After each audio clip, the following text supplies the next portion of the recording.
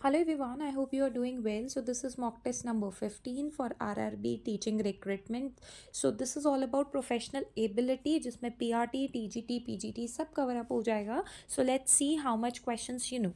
हर question को हम अच्छे से डिटेल में करेंगे. इक्विफाइनलिटी in development suggest that.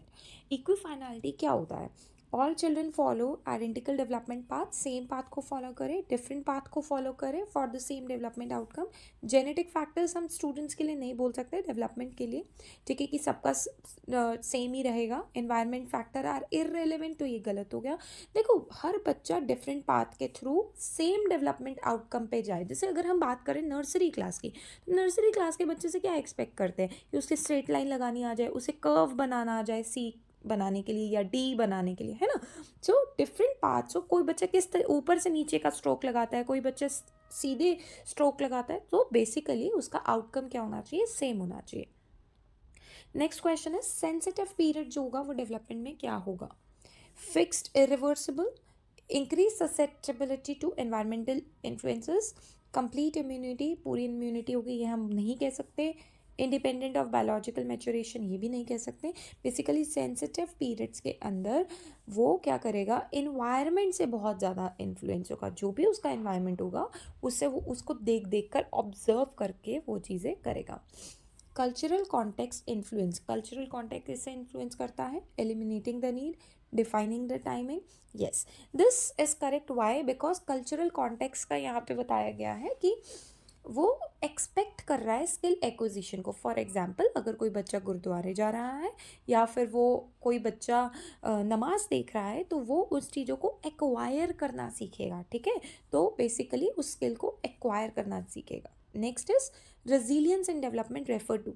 Resilience क्या होता है? रेजिलियंस होता है absence of any developmental change, या फिर ability to bounce back from adversity, strict adherence या कंप्लीट डिपेंडेंस. तो पहले तो समझो, रेजिलियंस होता है कि किस तरीके से आप किसी भी सिचुएशन में अपने आप को अडाप्ट करते हो, कितने रेजिलियंट हो, ठीक है, कितने हार्श कंडीशंस में आप रह सकते हो, किस तरीके से आप अपने आप को झेल सकते हो हर तरीके से, कितने रेजिलियंट आप हो. तो ऐसे स्टूडेंट्स के रिलेटेड कहा गया है.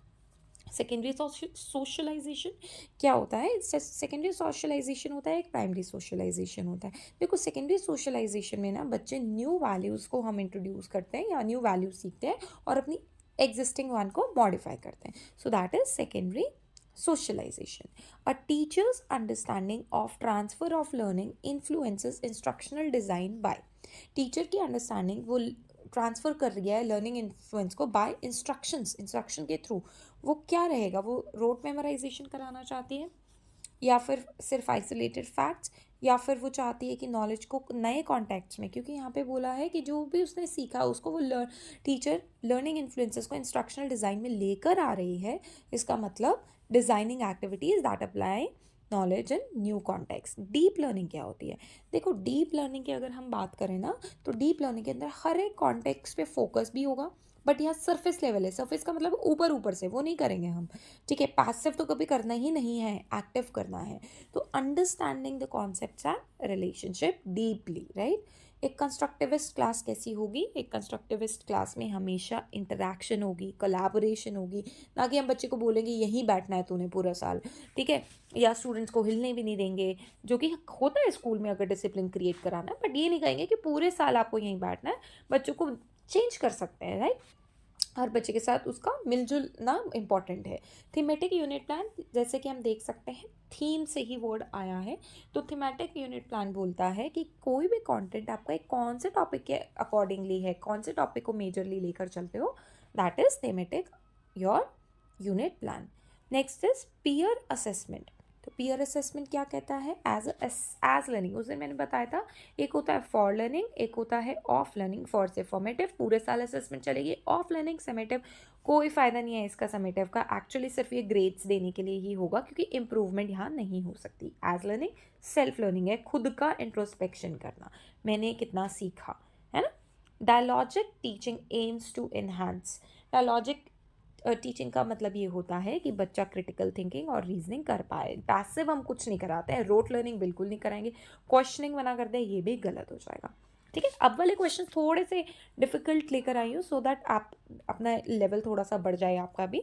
ऑथेंटिक मटेरियल्स का मतलब ये होता है कि वो इजी टू यूज़ ना हो, एस्थेटिक बहुत सुंदर लग रहे हैं वो भी नहीं है, कॉस्ट एंड अवेलेबिलिटी ठीक बात है, बट ऑथेंटिक वो चीज़ होती है जिसमें करेक्ट मटीरियल होता है और वो अपनी रियल लाइफ लर्निंग से जोड़ सके।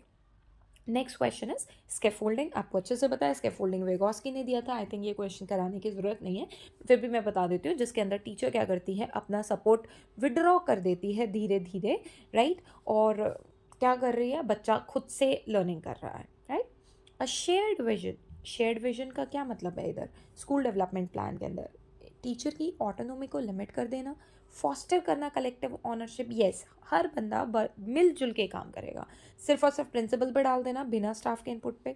शॉर्ट टर्म टू गोल्स नहीं होते विजन के लिए, हमेशा लॉन्ग टर्म गोल्स होते हैं, जैसे मुझे इस 10 साल के अंदर अंदर ये चीज़ पा लेनी है, that is your short term, that is your long term goals, ठीक है। Next question is your ethical consideration जो रहेगा in using achievement data include publicly rank कर देना, ये कभी नहीं करेंगे, डाटा प्रिवेसी को इंश्योर करना या और मिस इंटरप्रेशन को अवॉइड करना, सो ये करेक्ट हो गया। यूजिंग डाटा फॉर एडमिनिस्ट्रेटिव ये भी रॉन्ग हो गया, इग्नोरिंग डाटा ये भी रॉन्ग हो गया, so 16th answer is correct, oh sorry B answer is correct. Professional learning community किसको फॉस्टर करते हैं, आइसोलेशन कंपटीशन को बिल्कुल अलग कर दो, टीचर का इंटरेक्शन सबसे कम हो, स्टैंडर्ड प्रैक्टिस को ही फॉलो करना है, या फिर कोलैबोरेशन, यस, जितना कोलैबोरेट करेंगे उतनी ही ज़्यादा लर्निंग होगी। Next question is a bottom up decision making approaches. एक bottom up decision making approach क्या होती है कि centralize authority in the principal, सिर्फ टीचर्स का और स्टाफ का इनपुट लेना। देखो एक अच्छा मैनेजमेंट ना तभी होता है जब बॉटम लेवल के या जितने भी सपोर्ट स्टाफ है, हेल्पिंग स्टाफ है, टीचर्स है, उन सब के इनपुट्स को देखें और जो भी बेस्ट हो वो चीज़ करें for decision making. Next is community. अब कम्युनिटी पार्टनरशिप जो है वो इन्हांस करती है स्टूडेंट की लर्निंग, कैसे, लिमिट तो नहीं करेगी अगर वो इन्हांस कर रही है, ना ही हम रिप्लेस करेंगे क्लासरूम इंस्ट्रक्शंस को, ना ही आइसोलेट करेंगे, सो येस प्रोवाइड करेंगे real world learning experiences. Social model of disability क्या कहता है, इंडिविजुअल मेडिकल इम्पेयरमेंट्स या फिर सोसाइटल बैरियर्स, इनएविटेबिलिटी, लिमिटेशन या नीड फॉर सेग्रीगेशन। देखो सेग्रीगेट किसी को नहीं करना है हमें, क्योंकि ये बोल रहा है सोशल मॉडल ऑफ डिसेबिलिटी, तो डिसेबिलिटी के अंदर बहुत सारे बैरियर्स और एटीट्यूड्स आ जाते हैं, सो दैट इज 19th का बी आंसर। यूनिवर्सल डिज़ाइन जो है लर्निंग का वो क्या कहता है, स्टैंडर्डाइज इंस्ट्रक्शन देना। देखो सबको स्टैंडर्डाइज नहीं दे सकते, हर बच्चा अपने पेस पे लर्न करता है, फ्लेक्सिबल लर्निंग करना है, यस, इग्नोर कर देना ये गलत है, फोकस करना सिर्फ अकेडमिक पे ये भी गलत है, because students learn from co-curricular activity, scholastic and co-scholastic, right? Best interest of child and child rights legislation का क्या मतलब है, सिर्फ और सिर्फ एडमिनिस्ट्रेटिव को प्रायोरिटाइज करना, strict discipline, ignoring child, making decision that prioritise child wellbeing. Emotional literacy क्या बताती है, suppressing emotional expression, recognizing, understanding and managing emotions, ignoring students emotional needs, या फिर फोकस करना सिर्फ और सिर्फ अकेडमिक परफॉर्मेंस पे। सो बेसिकली रिकॉग्नाइज करना, अंडरस्टैंड करना and managing the emotions. Multidisciplinary, very very important question. Multidisciplinary ये बोलता है कि no subject is studied in isolation. आप ना साइंस को बिना लैंग्वेज के नहीं पढ़ा सकते, एसएसटी को नहीं पढ़ा सकते, मैथ्स को साइंस के बिना नहीं पढ़ा सकते, है ना, हर सब्जेक्ट को एक सब्जेक्ट से जोड़ना ही पड़ेगा। तो मल्टी डिसिप्लिन मतलब एक सब्जेक्ट को दूसरे सब्जेक्ट के साथ जोड़ना, इससे बोलते हैं डिफरेंट सब्जेक्ट एरियाज को इंटीग्रेट करना, ठीक है। Challenges in implementing competency based education में क्या है, lack of standardise assessment, yes, जो कि करेक्ट है। Difficulty in defining measuring competency, हम बता नहीं पाते हैं कि कितना स्किल, कितने लेवल पे हमें स्किल को लेकर जाना है बच्चे के। रेजिस्टेंस टू चेंज, ये भी ठीक है, बट टीचर्स और एडमिनिस्ट्रेटर्स चेंज नहीं लाना चाहते, all of the above, this is the correct answer.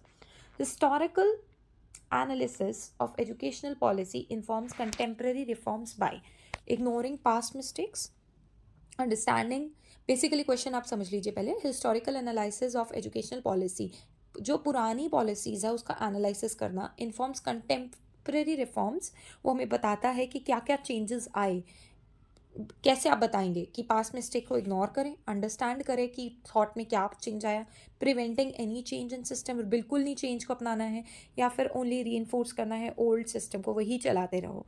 So this question act as your homework. If you are liking this series, please like, share and subscribe, because your one like, share and subscribe really motivates me to make this kind of video. Thank you so much for watching.